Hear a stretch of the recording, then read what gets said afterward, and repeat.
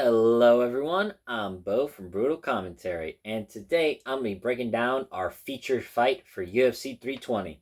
In this one, we have Jiri Prochazka taking on Khalil Rountree Jr. Jiri is 31, 5 and 1 as a professional, 3 and 2 in his last 5 fights, while Rountree is 14 and 6, 4 and 1 in his last 5 fights. Looking at Yuri's last 5, he wins in a fight of the year in 2022 against Glover Teixeira to win the title. Then he fights. Then he has to vacate the belt due to injury, nasty soldier injury, where he once upon his return at UFC 295, he takes on Alex Pereira and loses the fight, which I always did think was a premature stoppage, but is what it is. Then he returns at UFC 300, takes on Alexander Rakic and knocks him out. Or I guess really TKO, but it was such a fun fight, man. Yuri fights are so fun. Then he did a quick turnabout out at UFC 303 to fight Poatan in the rematch. Gets honestly finished way worse and dominated. Pretty brutally too. And it seemed like that fight, it was kind of over for Yuri because at that point, what's left of him? And would he be able to come back after the damage he took from that fight? Luckily for us, or all Yuri's fans, I should say, he came back and looked much improved this January at UFC 311 when he TKO'd Jamal Hill in a fight that showed he's starting to improve pretty well. Mostly his defense, where he showed really good head movement in that fight. Meanwhile, Rountree, at a time he was riding a 5-fight win streak and 4 by knockout, and some of the most brutal knockouts I've seen in this division. Of the 3 in his last 5 fights, split decision win over Dustin Jacoby, and the only fight that I did think he lost, but honestly, back then, if this was the Khalil Rountree fought like Johnny Walker and stuff, he probably would have lost worse in that fight. But then gets a brutal knockout win over Chris Dawkins, a brutal knockout win over Anthony Smith, then gets a title shot, which I do believe was undeserved, but I didn't care. I was really looking forward to it because I knew it was going to be fireworks at UFC 307 against Poatan, and gives him, I still think, the toughest fight of his career. I take that back. The toughest fight he had at 205, besides the loss to Ankalaev. And even then, I still think it was Pereira's toughest fight because Rountree dropped him. It hurt him bad multiple times. I know Pereira was dealing with a slew of things from injuries, visa issues, and all, but still. It's the type of performance that makes you love the fighter even more, and even in a loss, you still won.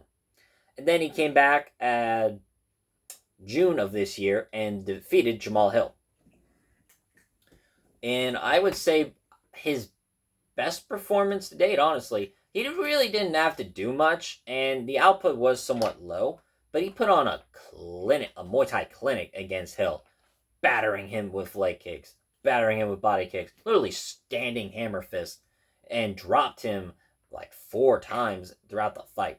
Actually, if you look at the stats at UFC, he is tied with first place Chuck Liddell, Rountree, for the most knockdowns and light heavyweight history. I mean, this dude is like violence personified, or calculated Muay Thai violence.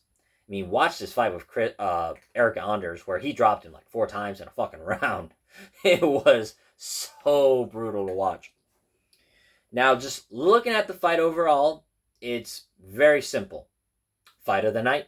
That's all it is for me. This is fight of the night. I am on that bandwagon that thinks this is the best fight on that card.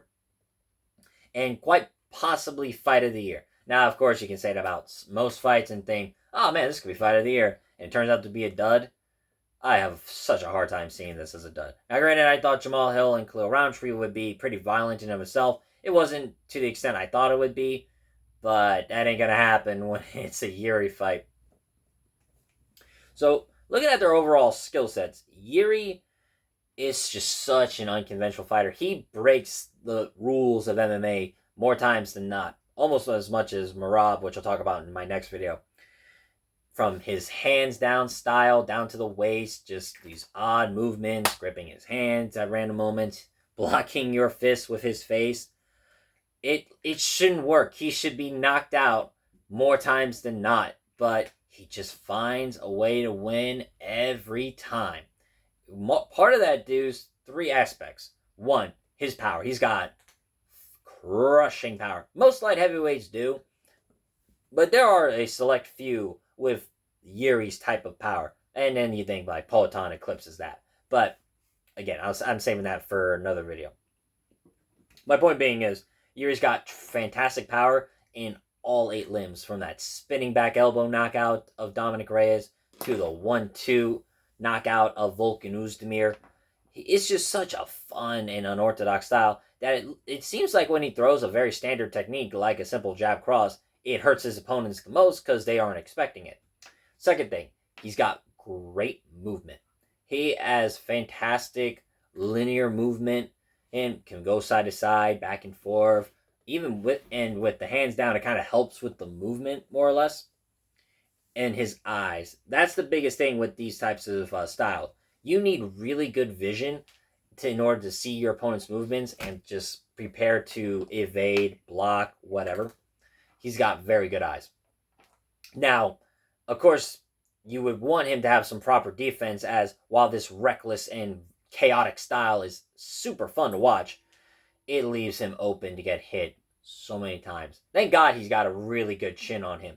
I know Peloton knocked him out twice, but that power is different. I mean, hell, he got up kick KO'd by Dominic Reyes for 2 seconds, hit the ground, got right back up, and went on like it was nothing. His recovery is very good. I mean, think of the shots he's eaten from Rockage, from Glover, to Volkan, to Reyes, all these, Hill, all these people who he's beaten. All of them are no scrubs, and they got dangerous power in their hands, but Yuri just eats them. He just eats them. Now, as I said before in the Hill fight, he showed much better improvements, especially with the head movement, where he was able to do a pull back, cross, hook. He's shown much better basic fundamental defense, and which I think his style needs. He showed it, and it honestly, this type of defense really works for his style. As his style evolves around of weird, chaotic movement. There's no real rhyme to it, no tempo, I would say.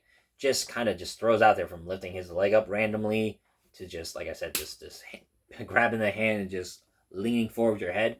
He's done, and so head movement, I think, really works for a style where you just pull back and then unload, sway, hook, just different types of movements, and incorporate that odd striking style where he just throws at unorthodox angles. Meanwhile, Khalil Rountree is a very textbook Muay Thai striker, but his power and his explosiveness into every shot is terrifying. From that dangerous left cross and southpaw to those body kicks that he throws. I mean, watch his fights, like with Carl Robinson. Those kicks are so loud. They sound like bats hitting you.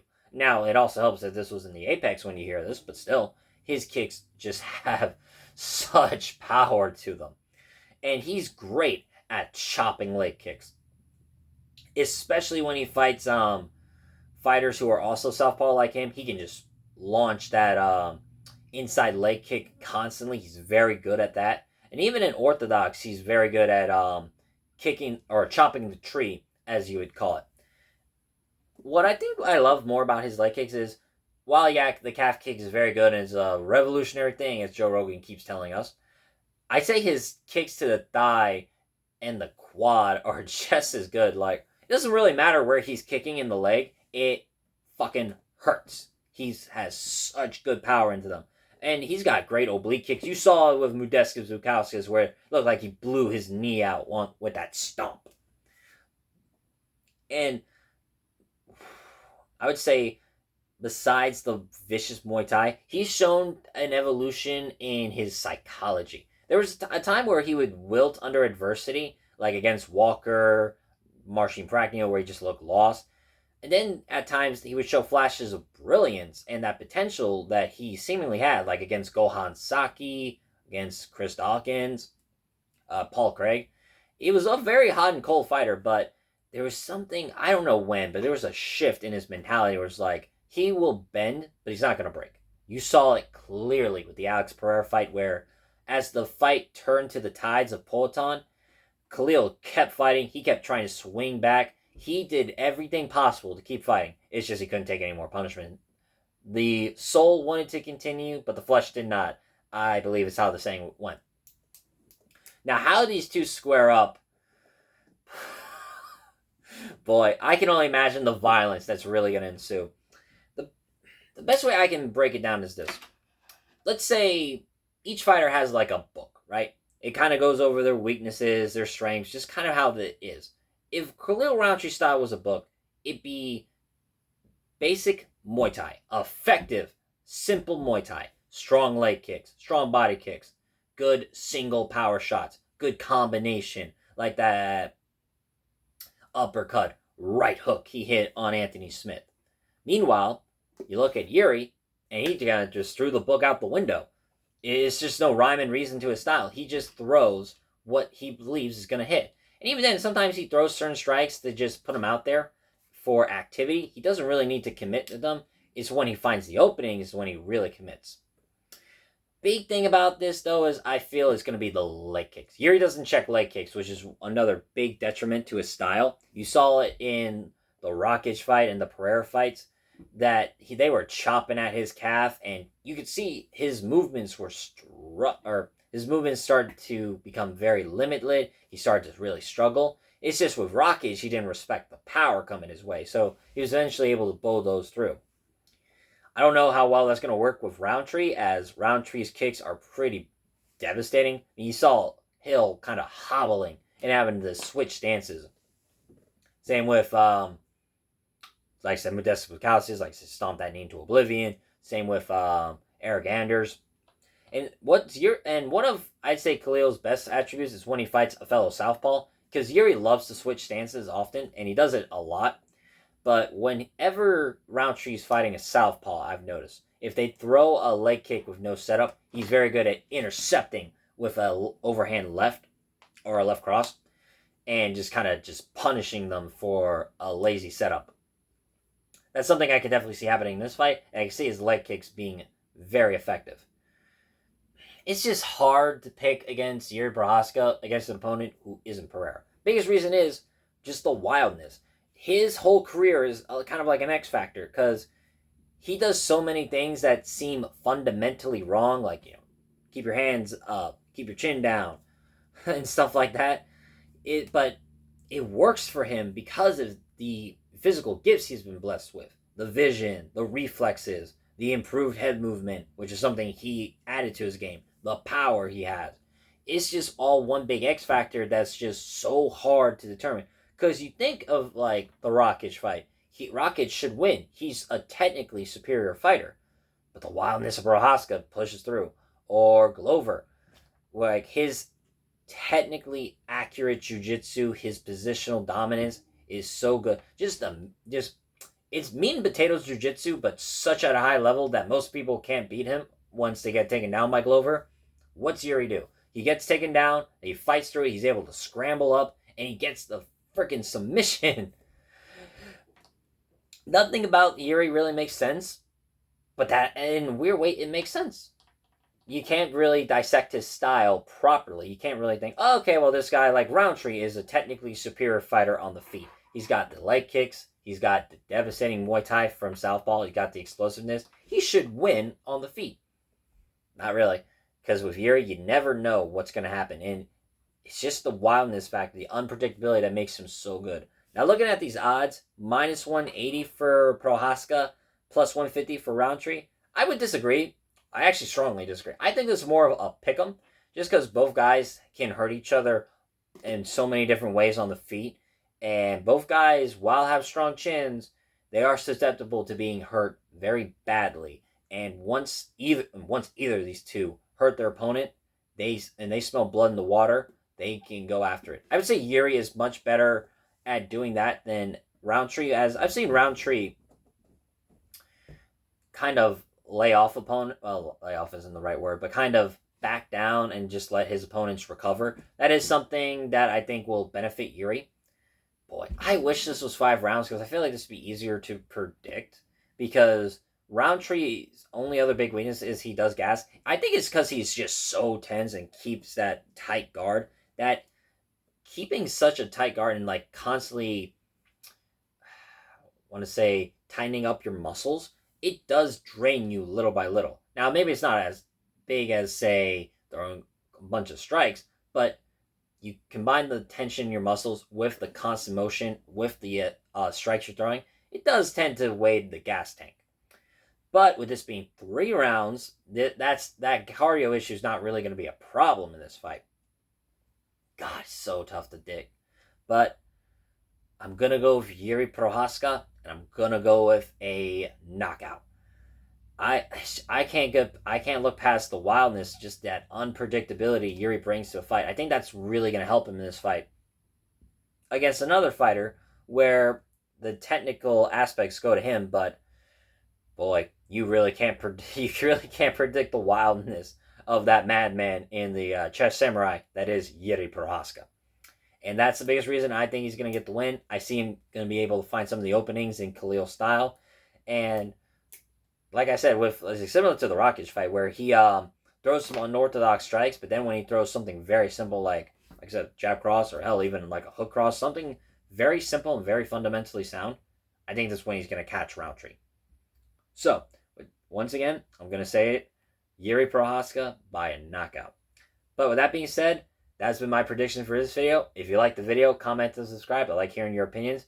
Do you think this is the best fight on the card, Art? And if you do, let me know. And do you think this could be fight of the year, given what we've had so far this year? I'd love to hear your thoughts on that. Next up, I'll be breaking down our co-main event, Murad Davalishvili taking on Corey Sandhagen.